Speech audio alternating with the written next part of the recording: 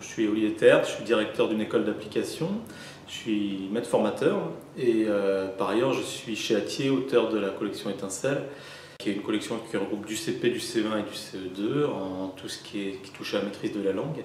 Et je suis aussi l'auteur d'un cahier de réussite qu'on vient de sortir pour le CP. Alors pourquoi un cahier de réussite en lecture pour les élèves de CP ?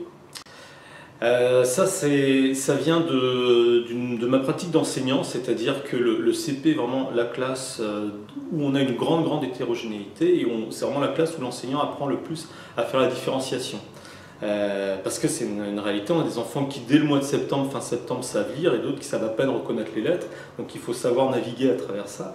Et donc le cahier de réussite, c'était l'idée d'avoir un outil qui soit très pratique au niveau de la classe pour que les élèves avancent à leur rythme et de façon autonome. Vous êtes un des auteurs de la collection Étincelle, qui est principalement constituée de fichiers. Est-ce que le cahier s'utilise avec un fichier de la collection Étincelle ? Non, c'est complètement indépendant. C'est vraiment un cahier qui peut être utilisé avec n'importe quelle méthode de lecture, ou même si on n'a pas de méthode de lecture, qu'on fabrique sa propre méthode de lecture, on peut utiliser le cahier pour gérer l'autonomie et la différenciation au niveau de la classe. Est-ce qu'on peut l'utiliser dès le début de l'année ? Dès le début de l'année, non, parce qu'en CP, on a beaucoup d'outils à appréhender. L'élève a beaucoup de choses à maîtriser, un fichier, une trousse, des cahiers qu'il ne connaît pas de la maternelle.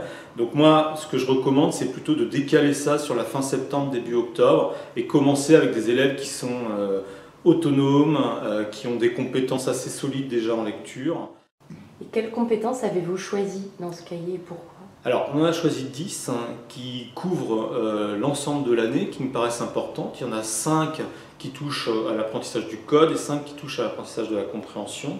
Les 10 compétences, en fait, on essaye de travailler du simple au complexe de code et la même chose pour la compréhension. Donc, on couvre à la fois des compétences de code qui sont très basiques, qui sont des compétences de fin de maternelle, début de CP, et des compétences qui sont beaucoup plus avancées au niveau du code.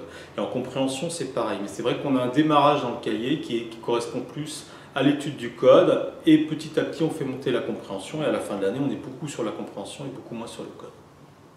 Et le cahier, concrètement, comment est-ce que cela fonctionne ? Alors, c'est un cahier donc, où les enfants travaillent en autonomie, sans l'aide de l'enseignant. En tout cas, 88 exercices dans le fichier qui sont autocorrectifs et qui n'ont pas de consigne. C'est-à-dire que l'enfant, quand il se retrouve face à l'exercice, n'a pas besoin de demander à l'adulte à la fois qu'est-ce qu'il faut faire, parce qu'il retrouve une activité qui s'est menée et qui est complètement intuitive, et par ailleurs, c'est lui-même qui se corrige. Sauf à un moment, c'est quand, à la fin de chaque compétence, on met un test, de l'étude de chaque compétence, on met un test, et ce test, c'est le seul moment où l'enseignant intervient. Et quand il intervient, en fait, il valide le fait que l'élève a acquis telle ou telle compétence. Et pour pour rendre visible ce qui a été fait, il y a une petite grille dans le cahier où l'enfant va colorier la case correspondant à la compétence, et on appelle ça l'échelle de réussite. Et ça lui permet en fait de voir non seulement tout ce qu'il a fait, mais tout ce qui lui reste à faire pour arriver aux attentes de la fin du CP. Les élèves travaillent aussi en tutorat. Est-ce que vous pouvez nous en dire plus ? Ouais. Alors pourquoi travailler en tutorat ?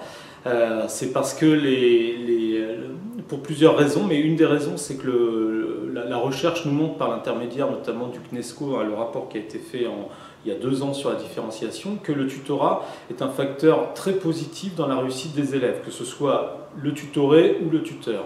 Et d'un point de vue pratique au niveau de la classe, pour l'enseignant va former quelques tuteurs dans la classe qui vont être des référents et qui vont pouvoir aider, qui vont être la parole un peu de l'enseignant auprès des autres. Et comme ça, les élèves qui auront des besoins particuliers, que ce soit dans l'utilisation du cahier ou sur la résolution de certains exercices, vont aller demander aux tuteurs qui seront bien identifiés comment faire. Et quels sont les avantages de mettre les élèves en autonomie ? Il y en a plusieurs. D'abord, c'est le seul moyen de les faire avancer à leur rythme, de différencier réellement. Et pour l'enseignant, ça permet sur ces moments d'autonomie où il y a des enfants qui travaillent sur des cahiers, d'avoir d'autres activités avec un autre type d'enfant.